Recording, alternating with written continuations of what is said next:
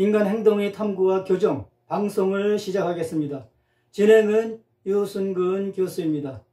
오늘의 주제는 섭식장애, 섭식장애가 되겠습니다. 방송 순서는 특징, 원인, 증상 및 진단, 치료순이 되겠습니다.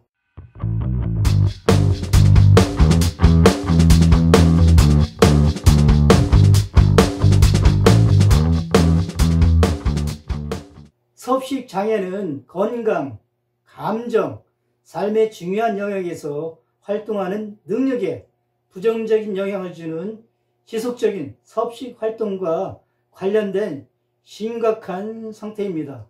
가장 흔한 섭식장애에는 신경성 식욕부진증, 신경성 폭식증, 폭식장애입니다. 대부분의 섭식장애는 체중, 체형 및 음식에 너무 집중하는 위험한 식습관을 유발합니다. 이러한 행동은 신체에 적절한 영양 섭취 능력에 큰 영향을 줄 수 있습니다. 섭식장애는 심장, 소화기관, 뼈 및 치아와 입에 해를 끼치며 다른 질병을 유발할 수 있습니다. 섭식장애는 다른 연령대에서도 발생할 수 있지만 10대 및 청소년기에 자주 발병합니다. 치료를 통해 건강한 식습관으로 돌아갈 수 있으며 때로는 섭식장애로 인한 심각한 합병증을 역전시킬 수가 있습니다. 폭식은 약 2시간 이내에 일반인들이 먹을 수 있는 양보다 명백히 많은 양을 먹고 음식을 먹는 동안 통제력을 잃는 것이 되겠습니다. 섭식장애는 사람의 신체적 또는 정신적 건강에 부정적 영향을 주는 비정상적인 식사습관이죠. 이것은 섭식 행동에 심각한 문제가 있는 정신장애로 먹는 양을 제한하거나 폭식한 후에 일부러 구토하거나 설사약을 오용하는 등의 이상 증상이 동반되기도 하죠. 불안장애, 우울증, 약물남용은 섭식장애가 있는 사람들에게 흔하죠. 유형으로는 사람들이 거의 먹지 않아서 체중이 적어지는 신경성 식욕부진증, 단시간에 많이 먹는 신경성 폭식증, 짧은 시간에 많은 양을 먹는 폭식, 섭식장애가 있습니다. 신경성 식욕부진증은 신체의 이미지를 유지하려는 욕구 때문에 거의 먹지 않는 것이죠. 과도한 식이요법과 운동으로 인한 체중 감량을 특징으로 합니다. 거식증 환자는 극도의 체중 감량에도 불구하고 날씬해지기 어려우며 스스로 뚱뚱한 사람으로 간주합니다. 신경성 폭식증, 단시간에 많은 양의 음식을 섭취하고 구토나 설사 등으로 제거합니다. 이들은 우울감, 죄책감이 있고 대인관계가 좋지 않습니다. 폭식, 섭식장애, 독립적인 진단명으로 명시되지 않고 달리 분류되지 않는 섭식장애로 많은 양의 음식을 먹지만 구토나 설사 등으로 제거하지는 않습니다.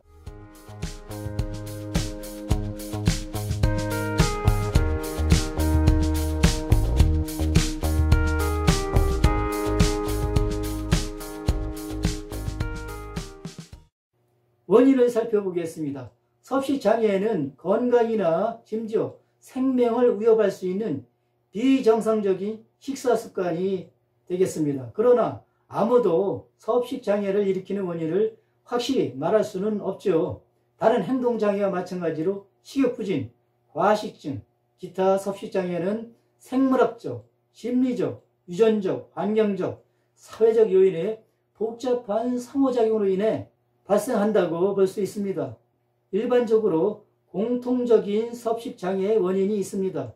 유전학 및 생물학적 요인, 어떤 사람들에게는 섭식장애를 일으킬 위험이 증가하는 유전자가 있을 수 있습니다. 뇌화학 물질의 변화와 같은 생물학적 요인은 섭식장애에 영향을 줄 수가 있습니다. 섭식장애를 가진 부모의 자녀들은 발병 가능성이 한층 높죠. 심리적, 정서적 요인, 섭식장애는 심리 및 정신적 요인에 기인할 수가 있습니다. 환자들은 낮은 자부심, 완벽주의, 분노관리, 가족 갈등 및 문제가 있는 관계를 가질 수가 있습니다.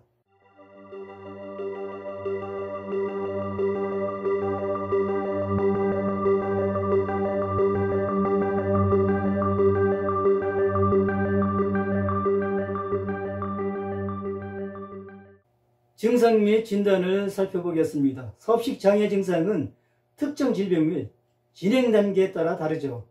섭식장애의 경고 신호를 아는 것이 매우 중요합니다. 이것들은 섭식장애가 발달 중이거나 충분히 경험 중임을 나타낼 수가 있죠. 또한 이러한 경고 신호는 소리가 나는 것처럼 쉽게 감지할 수가 없습니다. 섭식장애를 가진 사람은 종종 자신의 행동에 대해 수치심이나 죄책감을 느끼고 그것을 숨기려고 합니다. 또한 이들은 문제가 있다는 것을 깨닫지 못하기도 하죠. 신경성 식욕부진증의 증상이 되겠습니다. 신체적 증상, 과체중, 뼈가 튀어나오거나 얼굴이 움푹 들어간 모습으로 쇠약해진 모습, 피로, 현기증 또는 졸도, 취약한 손톱, 가늘고 부서지거나 떨어져 나가는 모발, 월경불순 또는 월경불능, 정서 및 행동적 증상이 되겠습니다. 먹기 거부, 허기부인, 과도한 운동, 저지방과 저칼로리의 안전한 음식만 섭취, 씹을 때 음식을 작은 조각으로 자르거나 음식을 뱉어내는 것과 같이 단단한 식사나 의식, 신경성 폭식증 증상이 되겠습니다.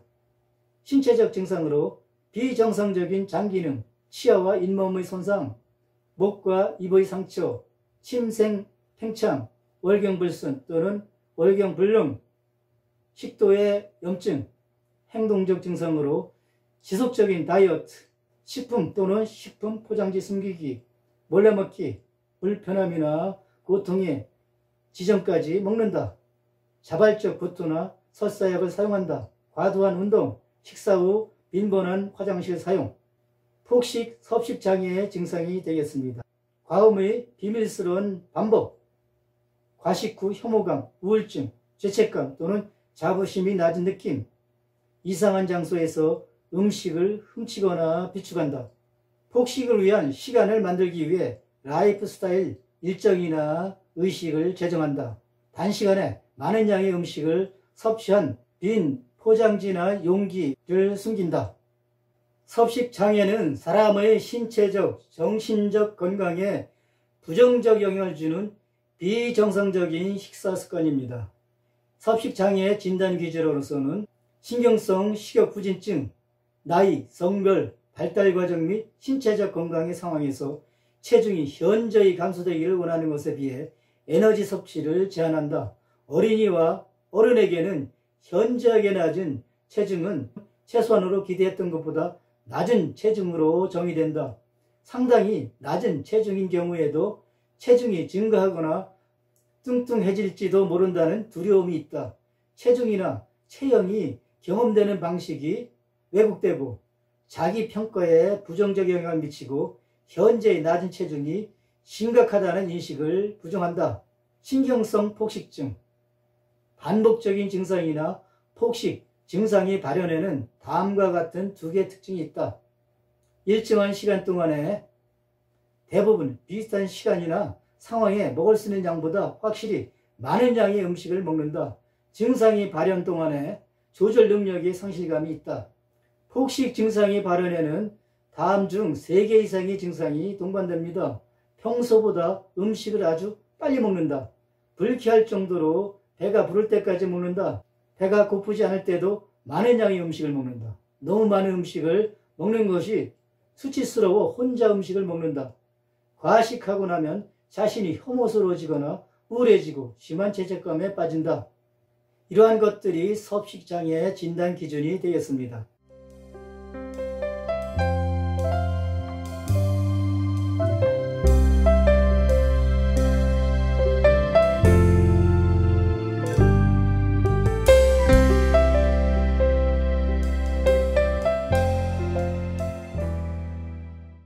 치료에 대해서 설명을 드리겠습니다.